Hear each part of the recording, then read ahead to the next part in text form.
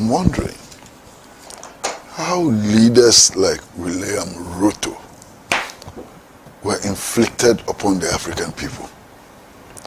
Look at the standard of leadership. When we're engaged in a struggle for national liberation, Modibo Keita, Sekou Toure, Kwame Nkrumah, America Cabral, Jomo Kenyatta, and so on. Now look at the type of leaders we have. Rubbish!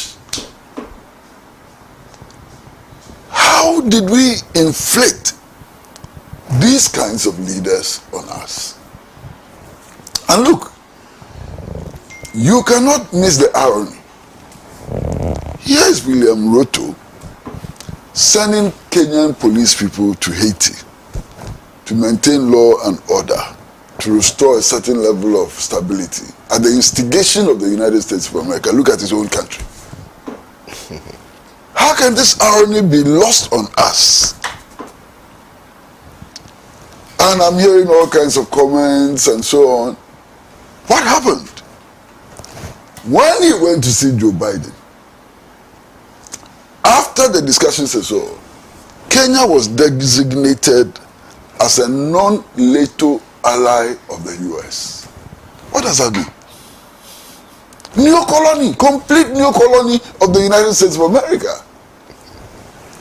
At a time when the African people, east, south, west, central and so on, are struggling against the establishment of US military bases across the continent, are struggling to enhance national sovereignty and so on, William Ruto goes to the US and agrees that his country is a non-NATO ally of the US. Unbelievable. Look, in 1963, when African leaders met in Addis Ababa, they sought to craft a united Africa, common currency, common foreign policy, common defense policy, and so on. What has happened to that? Is William Ruto working for that objective? Is he working for the objectives set out in the final resolution of the 1945 Manchester Conference of the Fifth Pan-African Congress? Puppet, clear Western puppet. And that's the problem. Today, William Ruto looks us in the face and says that, the people's voice is important and that we have to listen to the people because it's the mandate of the people that we presidents exercise and so on. When did he come to that realization? After killing more than 20 Kenyans killed down. More than 100 Kenyans have been injured, some have lost their limbs and so on. Somebody must pay for those crimes. Those crimes committed against the Kenyan people. We've gone beyond the issue of the finance bill. Under whose orders did 20 Kenyans die? Under whose orders did more than 100 people suffer various degrees of injuries and so on? That's where we are today. And I'm so happy that the Kenyan people have decided that the demonstration continues unabated. And today, they are massing up in the streets, ready to demand full accountability from their government. Now, Kwame, look, our leaders, one of our problems is that our leaders have stopped thinking completely. They don't think anymore. These measures which William Ruto was introducing are impositions from the International Monetary Fund. They went to the International Monetary Fund for a bailout. They tax your people, tax the bread, and so on, so that you can generate resources to pay so-called foreign creditors. That is the crux of the problem. Meanwhile, look around Africa. Take Ghana. We have gone to the IMF 17 times. Every time we go to the IMF and we implement the measures they prescribe for us, our situation gets worse. To the extent that today in Ghana, the madness is so obvious. Our leaders are celebrating debt forgiveness, partial debt forgiveness. That's what they are celebrating. Our leaders are celebrating inflation at about 30%. Our leaders are celebrating what they call the haircut. People who put their pension money and so on in the banks, in treasury bills and so on, are having to lose large portions of their money. That's what our leaders are celebrating. Incredible. I can't believe it. And what is happening there is not substantially different from what is happening in Ghana. It's not substantially different from what is happening in Nigeria. It's not substantially different from what is happening all over Africa. What happened to us? He's talking about putting teachers in classrooms and so on. Meanwhile, he was vice president under Uhuru Kenyatta for how many years? What happened to teachers in classrooms and so on? Now you turn around after killing 20 innocent people whose only crime is that they stood up for their rights and so on. They're telling us about the need to put teachers in classrooms and so on. When did he realize that? Unbelievable. You understand? Completely unbelievable. Look, the problem with Kenya, the problem with Ghana, and the problem with all other African countries is that the path, the economic path we have embarked on, can only lead to total disaster. Neoliberalism is not going to liberate us from poverty. Neoliberalism is not going to free resources for industrialization. This neoliberal craze can only push us deeper and deeper into the hole. And that is what African leaders ought to realize. And if they don't realize, we the citizens have a responsibility to kick them out of office. And to bring into office new leaders who are properly focused on achieving the objectives of the national liberation movements, which were very clear. And the objectives of the national liberation movement were clear. One, the right of the African people to elect their own leaders and to choose their path. The ownership of African resources by Africans, and the exploitation of African resources for the benefit of the African people. And finally, the unification of Africa under the banner of scientific socialism. These were the objectives of the independence movement. And we need to go back to the basics, you know, otherwise we'll be beating about the bush. Now look around Africa. The patriotic African revolution has started. It is boiling in Mali, it is boiling in Burkina Faso, and it is boiling in Niger. And it is clear that this wind of change will continue to blow throughout the African continent until the African people realize their dreams, their aspirations, and so on. Is it any wonder that leaders like Ruto and Nana Akufo-Addo and others are ganging up against the patriotic revolution which is emerging in Africa? Leaders like Tinubu and so on are talking about mobilizing troops to go and topple the leadership of the patriotic revolutions and so on. And I wonder what gives them the nerve to even begin to think like that. I mean, ECOWAS sent a delegation of heads of states to Mali. You saw what happened to them. They booed them. They saw the hundreds of thousands of people who poured into the street in support of the patriotic revolutions and so on. And the other thing which I keep hearing, which makes me crazy, is that, it is always better to have civilians in power than to have soldiers in power. Who told them that? Who told them that? Check the record. Check the Ghanaian record. As a matter of fact, if you take the Nkrumah government, which was completely outstanding, which did so much, established 400 industries as well, which government comes close to Nkrumah? It's a Chapon government. Operation Feed Yourself and Industries. You know, the effort to expand electricity supply and so on. Look at the record of the Chapon government. And then, as if as for soldiers, they are not human beings. Soldiers are citizens like all other Ghanaian citizens. They have a right to participate in the decision-making process. Okay?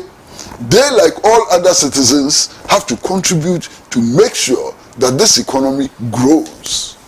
They, like all other citizens, have to ensure that our access to social services like education, health, and so on is guaranteed, and so on.